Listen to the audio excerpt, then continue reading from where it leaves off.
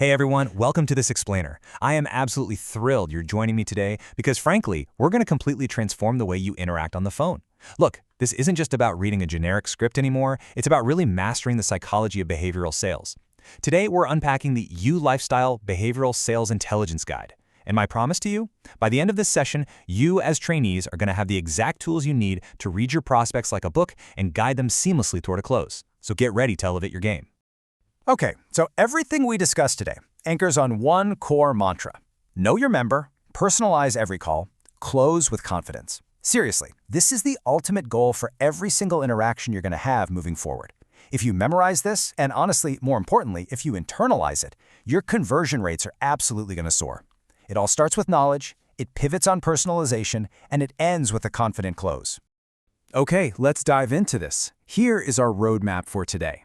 We'll be hitting Section 1, Profiling Your Member, Section 2, Uncovering Core Emotional Drivers, Section 3, the Discovery Question Framework, Section 4, the 5-Step Call Workflow, and wrapping up with Section 5, Mastering Core Sales Objections. Section 1, Profiling Your Member. Recognizing exactly who is on the phone. You know how quickly you identify the member on the other end of the line? That is literally your first key to unlocking the sale. To avoid total mental overload on a call, you want to instantly chunk your members into 5 specific travel buckets. So you've got to ask yourself quickly, is your caller a family traveler just wanting safe, kid-friendly fun? Are they a luxury traveler expecting premium first-class treatment? Maybe an adventure seeker looking for those wild, off-the-beaten-path stories? Or are they a skeptical, inactive member who really just wants friction removed from the process? Oh, and don't forget, are they a planner with a color-coded spreadsheet or a spontaneous traveler who packs like 10 minutes before their flight? Identifying this super early sets the entire foundation for your pitch. But here's the kicker. How they buy is just as crucial as why they travel. You have to adapt on the fly. With a fast decision maker, skip the fluff. Be direct, because they get impatient with long pitches.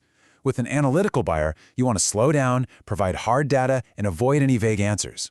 Then you have relationship-driven buyers. They actually need strategic small talk to build a connection. Consensus seekers are going to need partner buying, so invite that conversation early on.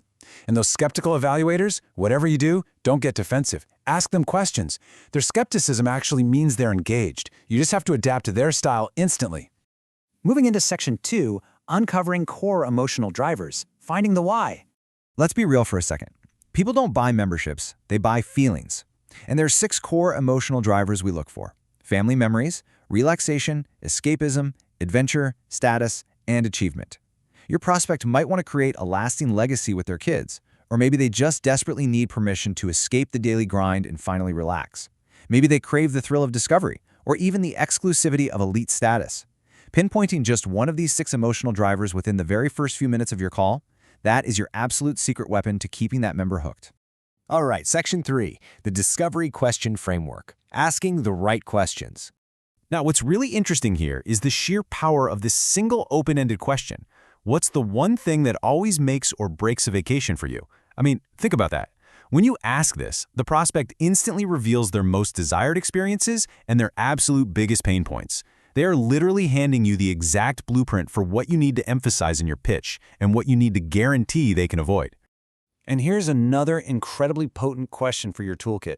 If you could go anywhere in the next 12 months, where would it be? You'd actually be shocked by how many people have never verbalized their bucket list until someone directly asks them.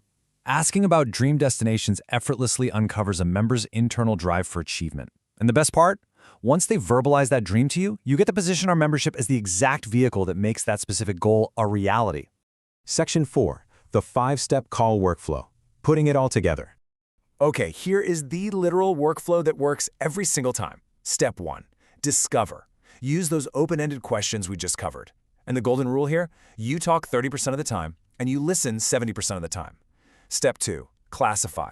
While they're answering, you have this tiny 60 to 90-second window to mentally tag their travel profile, their buying style, and their emotional driver. Step 3 is personalize. Step 4, demonstrate value, meaning you show, don't just tell, how the membership solves their specific desires using their own words. And finally, Step 5, close with absolute confidence. Let's zoom in on Step 3 for a second. Personalization is shifting your language, your tone, your pace, and your examples to perfectly match what you've just learned. This is the exact moment your script transforms from sounding generic to being highly customized. If you've identified a fast decision maker, you speed up your pace. If you've identified an analytical buyer, you slow it down. You literally mirror their vocabulary. You adapt your examples, so a family traveler hears a heartwarming story about kids at a resort, while an adventure seeker hears about trekking through exotic, remote destinations. And this brilliantly illustrates exactly why generic pitches fail. Look, if you classify someone as price-sensitive, your value proposition absolutely must lead with ROI, savings versus rack rates, and crystal-clear comparisons. But if you take that exact same pitch to someone who is status-focused, you're going to lose them instantly. For a status-focused buyer, price is totally secondary. You must lead with exclusivity, prestige, and elite access that isn't available to just anyone. You're selling the exact same product, but your behavioral intelligence completely changes the wrapping paper. Which brings us to Section 5, Mastering Core Sales Objections. Decoding the real concern. Listen, the surface statement is rarely the whole truth. When they say, oh, it's too expensive, the real concern is usually just that they haven't seen sufficient value yet. So return to your value demonstration and anchor the benefits right back to their specific emotional driver. When they give you a time objection, like I need to think about it, often they just need to text their spouse for permission, so ask them what specifically needs more time. If they say, I'm not ready to commit, they're usually fearing inflexibility. Reframe it to show how the membership actually gives them more options.